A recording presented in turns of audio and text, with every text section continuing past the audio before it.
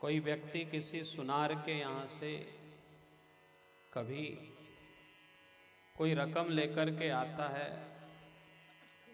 रकम लेकर के आया उसने और किसी कारण से रास्ता में उसकी रकम किसी ने लूट ली।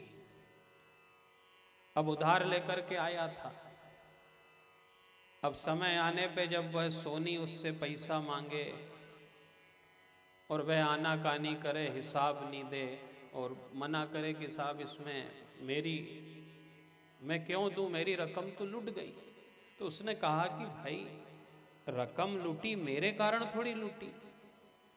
अब शरीर दिया भगवान ने, किसी काम ने लूट लिया इसको, क्रोध ने लूट लिया, लोभ ने लूट लिया, परिवार ने लूट लिया, तो फिर इसमें ईश्वर का क्या दोष है? यदि ईश्वर कभी कहे कि हाँ हिसाब चाहिए, मैंने तो तुझे दिया था ना,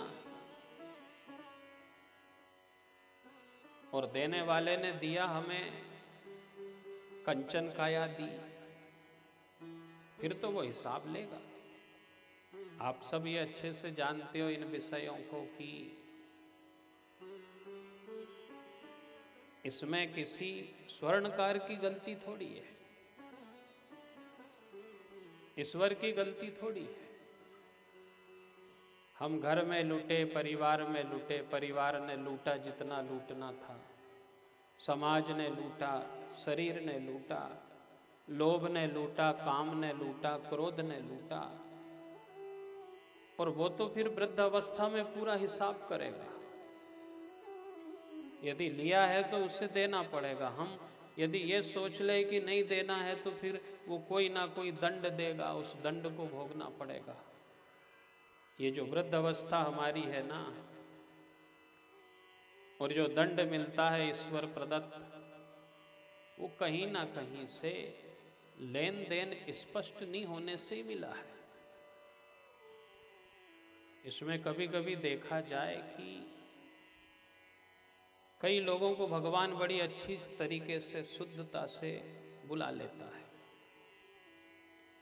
और कई लोगों को बड़ा दंड भोगना पड़ता है। तो कहीं तो लगता है कि उस स्वर्णकार ने कहा कि मैंने तो बराबर बराबर जो मंगा वो दिया, तूने कहा मुझे अच्छा घर चाहिए, अच्छा कंचन जैसा शरीर चाहिए, मुझे अच्छी सुख सुविधाएं चाहिए, बाल बच्चेदार परिवार चाहिए। रकम मांगने गया तो जो जो रकम मांगी, जैसी जैसी मांगी, स्वर्णकार ने बराबर दी कि मुझे लौंग चाहिए, मुझे हार चाहिए, मुझे अंगूठी चाहिए। उसने कहाँ कमी करी? फिर उस गिराहक ने कहा कि मेरी रकम तो लूट गई, मैं तुझे पैसे नहीं दूंगा।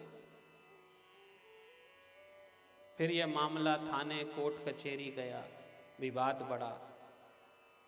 वही विवाद इस शरीर के साथ बढ़ा है, इस जीवन के साथ बढ़ा है, और फिर देना पड़ा उसे। और उसने जब लिया, फिर कोर्ट कचहरी से लिया, तो सूद भी देना पड़ा, मूल भी देना पड़ा, समय भी खोटी हुआ। पर आप हम सब जानते हैं, अच्छे से कथा को समझते हैं कि देना तो पड़ा। दिए बिना हम सब कौन जा सका यहाँ? और फिर अकेले अकेले बहुत चिंतित रहता है जिस व्यक्ति पे कर्जा रहता है। पुराने लोग कहते हैं कि देखो, अपने पिता का भी कर्जा भला नहीं, कर्जा भला ना बाप का। कर्जा तो किसी का भी अच्छा नहीं है। फिर रात में पड़े रहेंगे, सोचेंगे कि मैं किससे कहूं। आप सब हम अच्छे से जानते हैं कि बुढ़ापा जो है, जब तक समय अच्छा है, शरीर अच्छा है, तब तक सब साथ दे रहे हैं। परिवार भी पूछेगा, बाल बच्चे भी पूछेंगे, समाज के लोग भी मान सम्मान देंगे।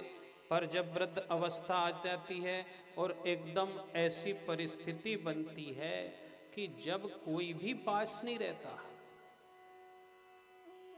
फिर कैसी स्थिति होती है। न नींद आती है, न जागरण होता है, न किसी से कुछ कह पाते हैं, न सुन पाते हैं। प्राचीन बरी को जो दिव्य ज्ञान दिया उसका बड़ा चिंतन करा संतों ने।